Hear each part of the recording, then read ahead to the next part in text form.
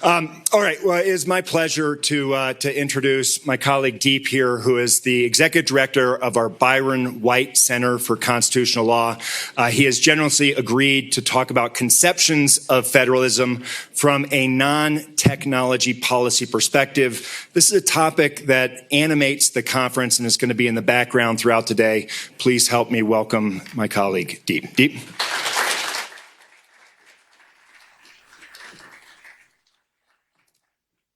Hello. Good morning. Thank you to Silicon Flatirons and to Brad for organizing this event. Thank you all for being here on Sunday morning. This is actually, I just realized, the first time I have ever been in this building on a Sunday morning. As Brad mentioned, I'm a public law person. I teach constitutional law and immigration law.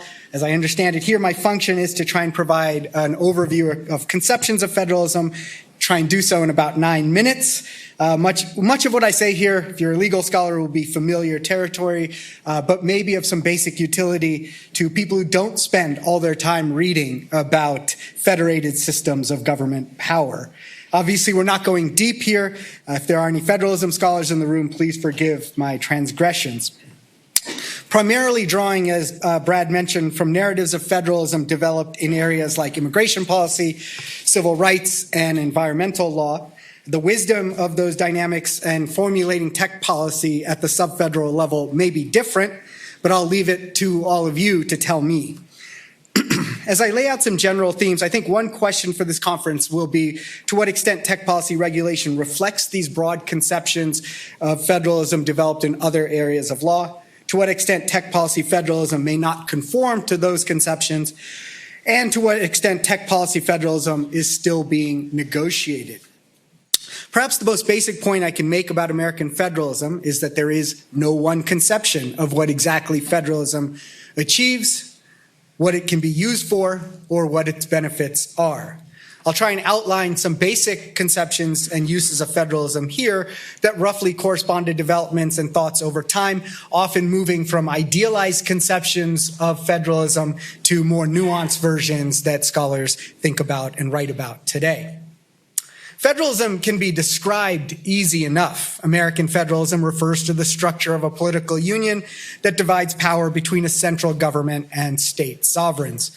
The Supreme Court cashes out that basic idea in a set of doctrines which may be familiar to many people in this room, the Supremacy Clause and federal preemption, and on the other side for states, interpretations of the 10th Amendment that may lead to doctrines such as the anti-commandeering doctrine or the anti-coercion doctrine that states can use as shields, sometimes swords, against federal policy.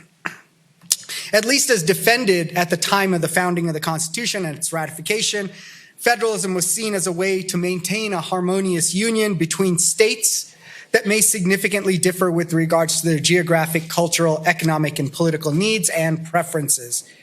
It was a notion of dual federalism, that is, the separate sovereigns, that created idealized benefits for the American polity.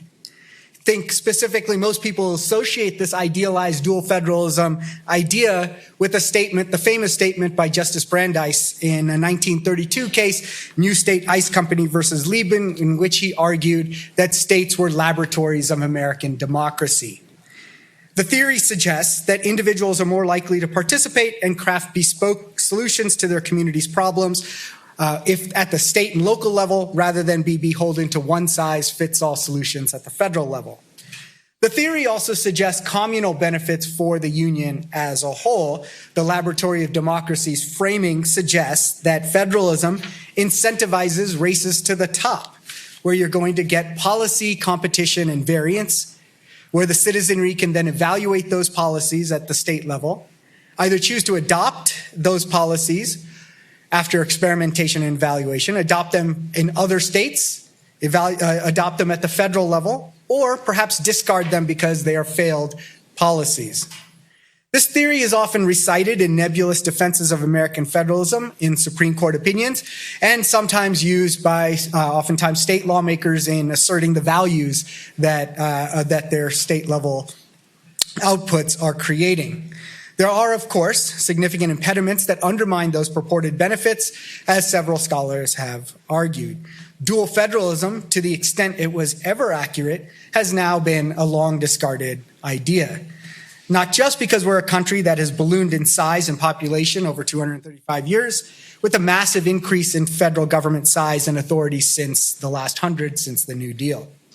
But also, people started questioning the assumptions that underlie dual federalism's idealized benefits.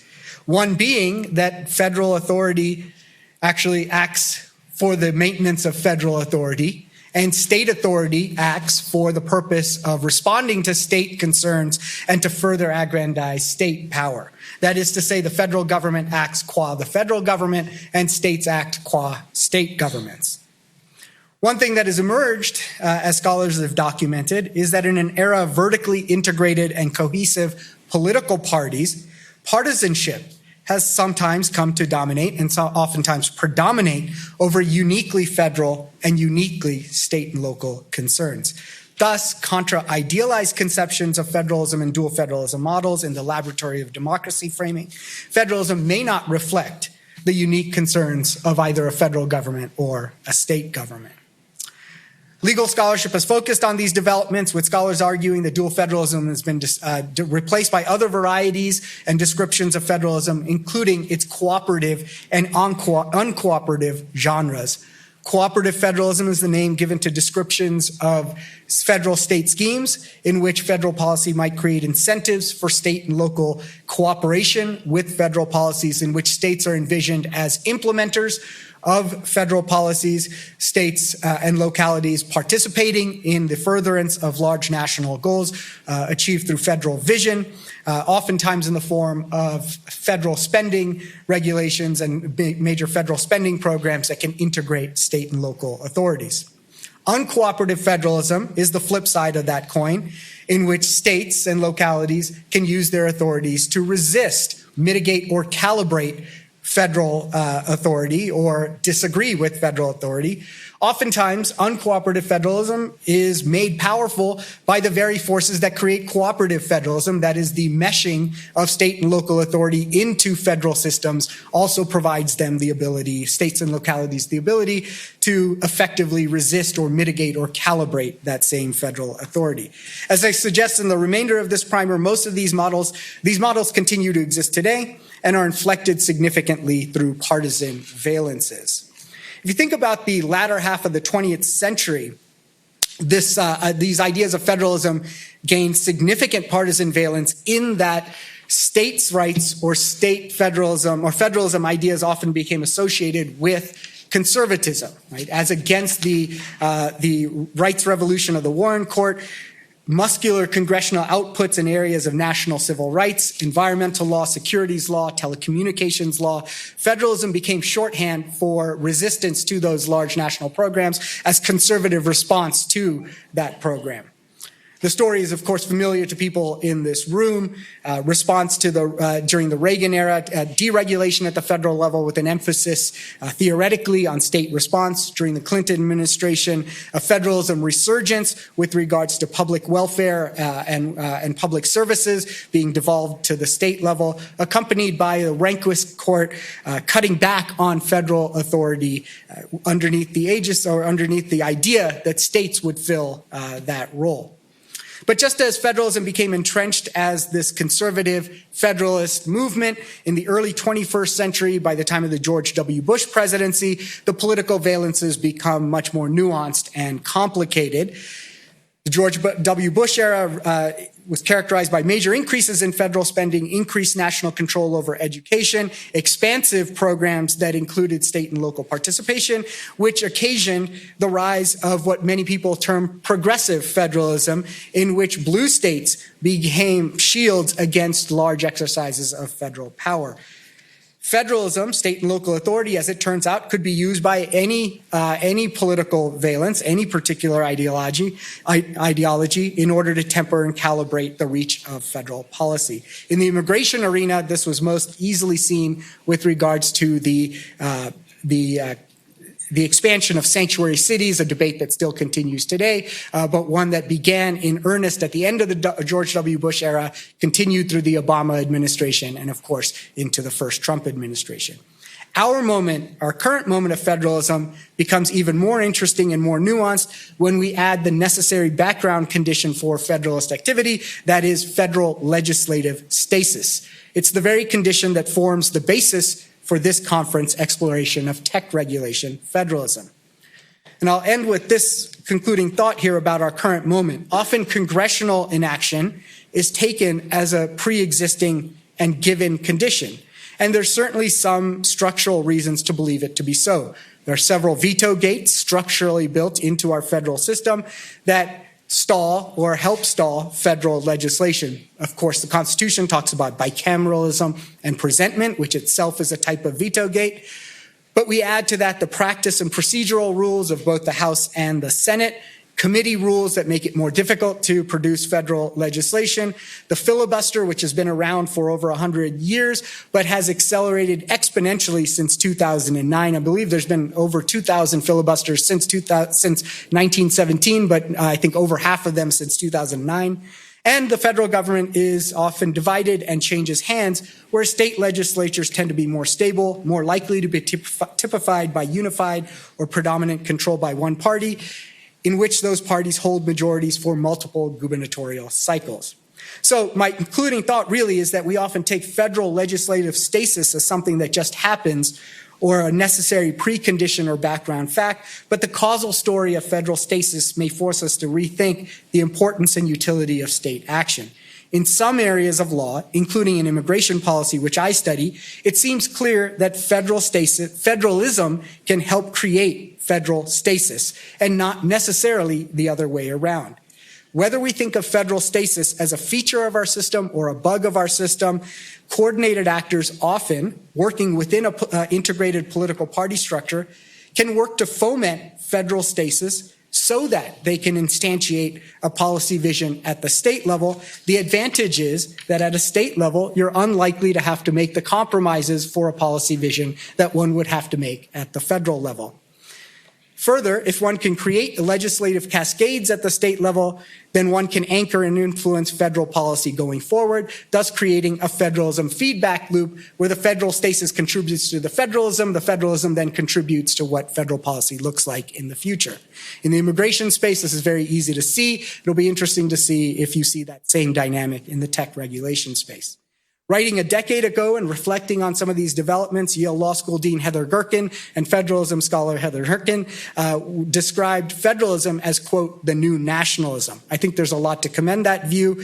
Unlike idealized conceptions of the laboratories of democracy of the past and the discarded dual federalism of the past, unlike the specific political valences assigned during the latter 20th century where federalism was only a conservative project, it's become clear that partisan valences now inflect all throughout federalism discussions.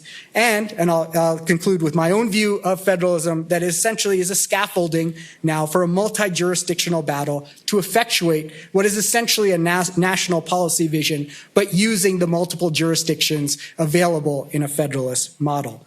Perhaps that last bit is provocative to some, perhaps it's received wisdom to others. I hope this very 30,000-foot description will help you think about some meta questions with regards to tech regulatory federalism, even if much of what I say is orthogonal to the very rich discussions that you're going to have. Thank you for your time and for letting me be a part of this conference. Deep, if you're game to take two questions, let's take. All right, Jim. This may be more current, but how would you describe taking over the keys to the Treasury by somebody outside the executive office, not vetted by anybody? I'm not sure I have anything useful to say about that. I'm not sure I understand that necessarily as a federalism concern, but let me say this maybe more broadly. It's really orthogonal to, I'm going to do what law professors do, which is to answer the question I want to answer rather than the question that was asked. I think that in terms of this conference, I would say that one of the things that we often associate federal legislative stasis with is state and local, a space for state and local authority and more robust assertions of state and local authority, because we say there's a federal legislative void and that void can be filled in other places. One of the things that I think that stylized conception ignores is that I think federal legislative stasis actually creates the space for two different dynamics. One is, as this conference is going to talk about, state and local interventions, but it also allows for very muscular, robust federal executive interventions through the use of cabinet-level departments and executive agencies. I think that is an underexplored consequence of federal legislative stasis and also has its own unique federalism concerns. So how we think about presidential action and executive action in relationship to state and local authority is something that both courts and legislatures are still negotiating. So I know it's not an answer to your question, but it's the one that I want to answer in a true